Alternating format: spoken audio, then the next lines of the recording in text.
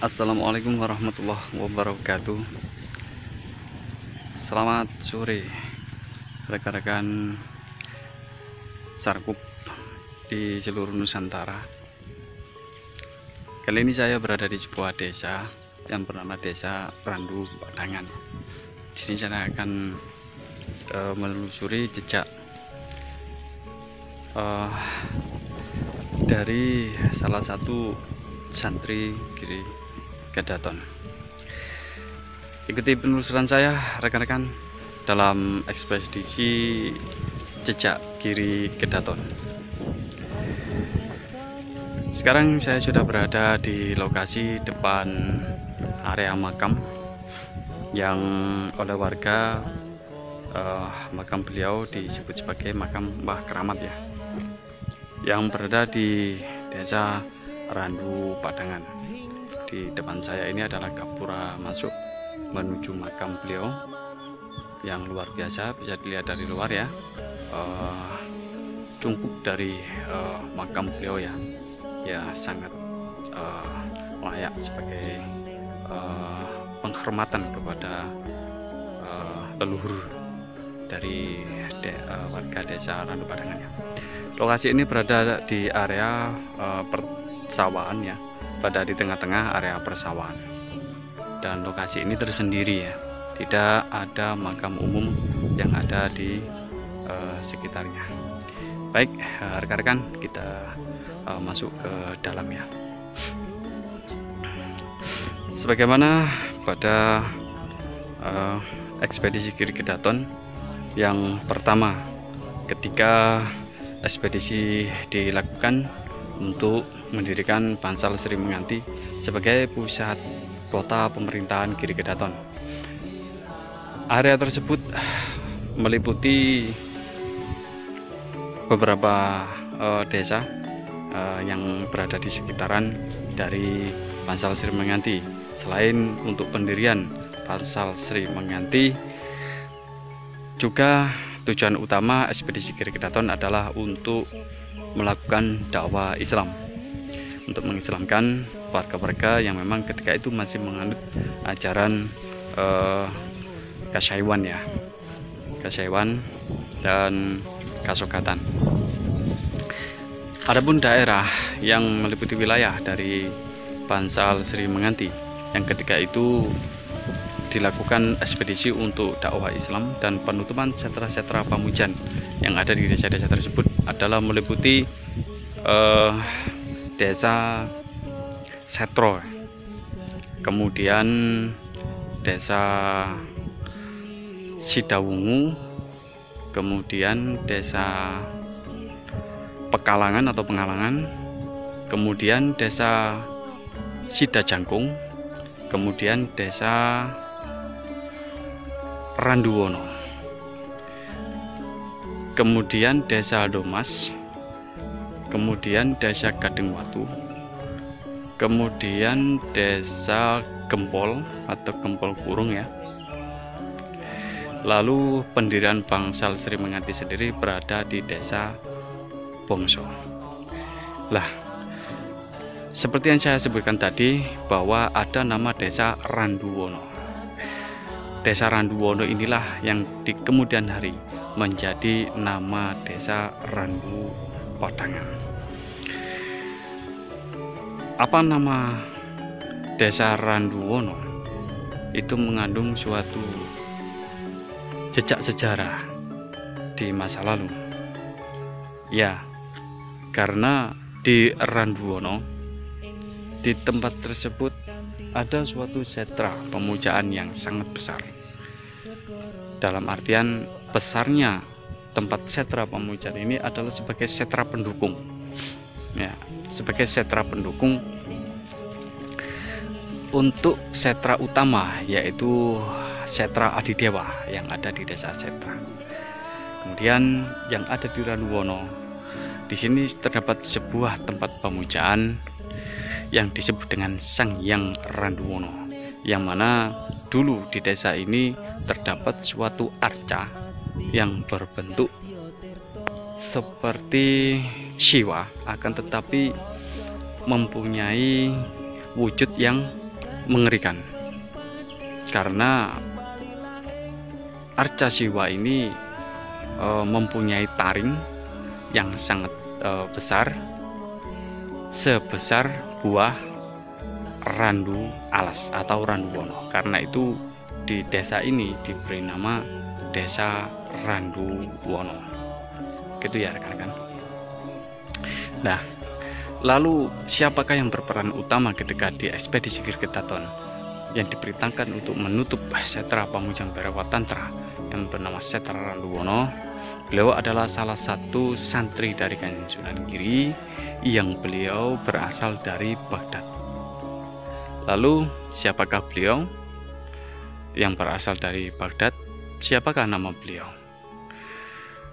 Nah, sebelum itu kita akan masuk dulu untuk melihat ke dalam dari makam beliau ini ya, dari makam beliau yang menjadi tokoh utama ya, yang menjadi tokoh utama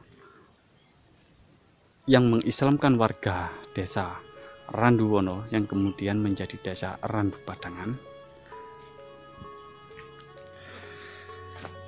dan yang menutup Setra Pamujang yang ada di desa Randu Wono ini. Ya, di sini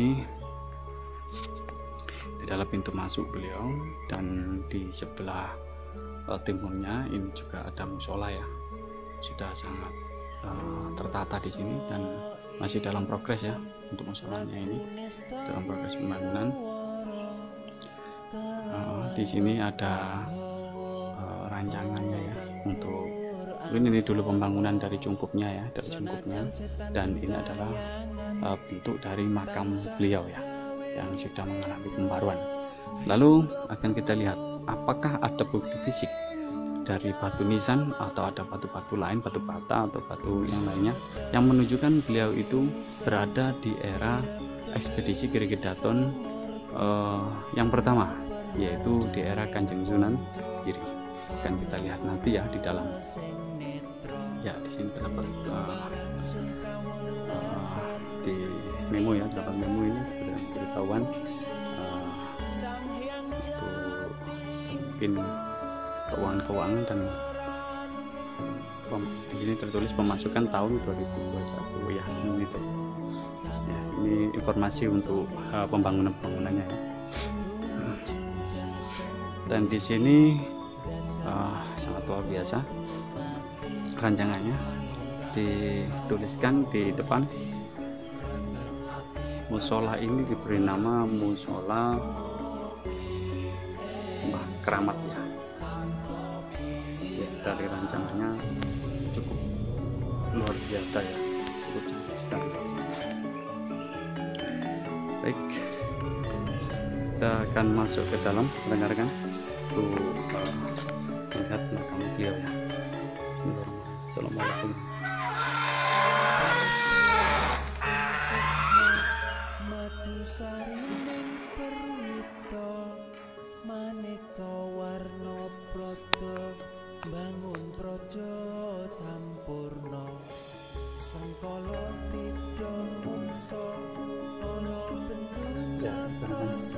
Sekarang saya sudah berada di dalam ya, berada di dalam cungkup area makam beliau.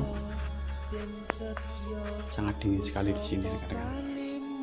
Sini terlihat makam beliau diberi kelambu ya, diberi kelambu, dan cukup luas juga ini makam areanya yang ada di dalam cungkup makam beliau ini ya. Ya, semuanya dikelilingi dengan kelambu ya, makam beliau.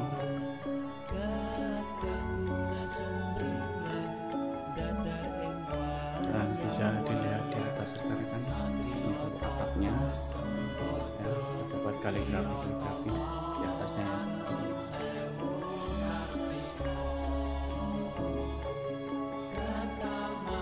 Baik, akan kita lihat ke dalam makam beliau.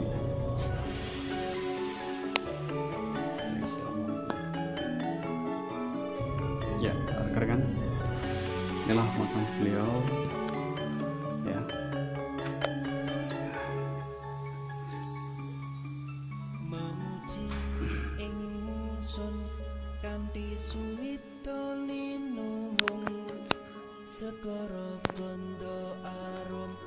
Ya, rekan-rekan. Di sini makamnya cuma satu ya. Jadi makam beliau sendirian ya. Ada makam yang lain yang ada di sini. Oke, baik. Di sini dapat kita lihat ya.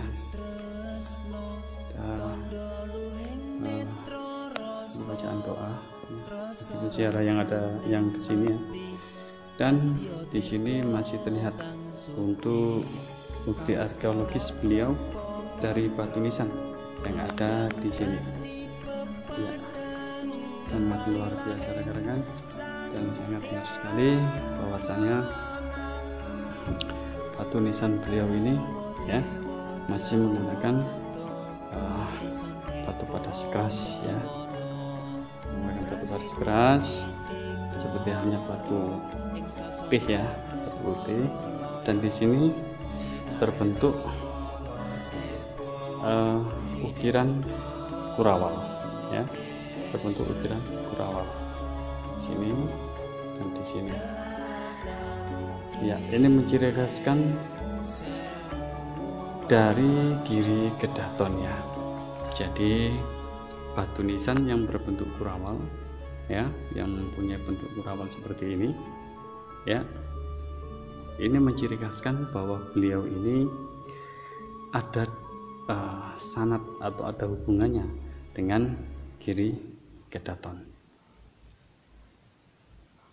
Jadi jika batu nisannya terbuat dari batu padas keras seperti hanya batu putih ini ya, beliau berada di masa era Giri Kedaton pertama. Dan terlihat di sini untuk ukirannya tidak memanjang ke bawah ya, tidak memanjang ke bawah. Kalau ukirannya memanjang ke bawah, lebih ke bawah, berarti beliau berada di era yang lebih muda. Tetapi jika di sini ini bisa dilihat rekan-rekan bahwa batu nisan ini berada di era ekspedisi Giri Kedaton pertama, yang mana ekspedisi Giri Kedaton pertama itu berada di antara tahun 1493 Masehi ya. Dan untuk batu nisan ini menciri khaskan bahwa beliau ini dari tahun 1493 Masehi hingga ke tahun 1500 ya.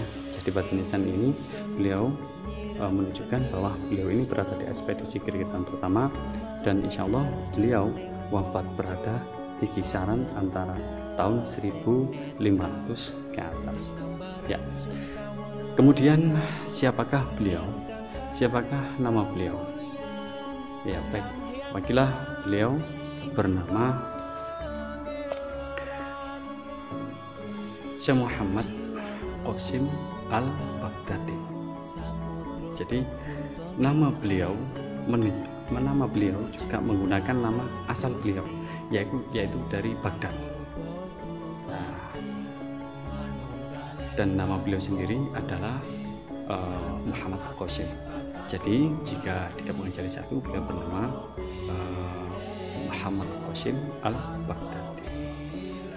Karena beliau seorang ulama dan mempunyai ilmu yang dan kedalaman ilmu yang cukup tinggi, dan beliau menjadi seorang ulama pertama ya yang menyebarkan agama Islam di desa Randubono, serta yang menutup Setran Pamujan ya, yang menutup Setra Pamujan Randubono di desa Randubono. Akhirnya beliau diberi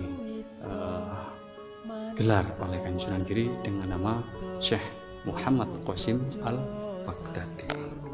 Alhamdulillah, jadi beliaulah aulia pertama yang mengislamkan warga desa Randubono ya, dengan menutup Setran Pamujan Randubono. yang setelah sentra tersebut ditutup karena atas persetujuan dari warga yang sudah memeluk agama Islam semuanya, kemudian desa ini dibabat dan diberi nama lain, ya, dengan nama Randu Padangan. Baiklah rekan-rekan, semoga informasi ini bisa bermanfaat bagi rekan-rekan semuanya. Makam beliau berada di desa Randu Padangan, ya, yang masih ikut ke kecamatan Menganti, ya. Begitu. Jadi semoga nama beliau yang selama ini tidak diketahui dan riwayat beliau yang selama ini masih belum tersampaikan secaranya, masih belum dijelaskan secaranya. Semoga apa yang saya sampaikan tadi bisa sedikit banyak membantu informasi bagi rekan-rekan semuanya tentang riwayat keberadaan Min Aulia pertama yang ada di desa Randu Wono, atau yang kemudian menjadi nama desa Randu Padangan. Baiklah rekan-rekan, sementara itu dulu bisa sampaikan. Semoga informasi ini bisa bermanfaat bagi rekan-rekan semuanya, khususnya bagi warga desa Randu Padangan yang ingin mengetahui siapakah sebenarnya leluhur beliau. Baik, cukup sekian dulu dari saya. Salam Sarkup Nusantara, salam satu nisan, salam Paseduluran Macan Abang. Assalamualaikum warahmatullahi wabarakatuh.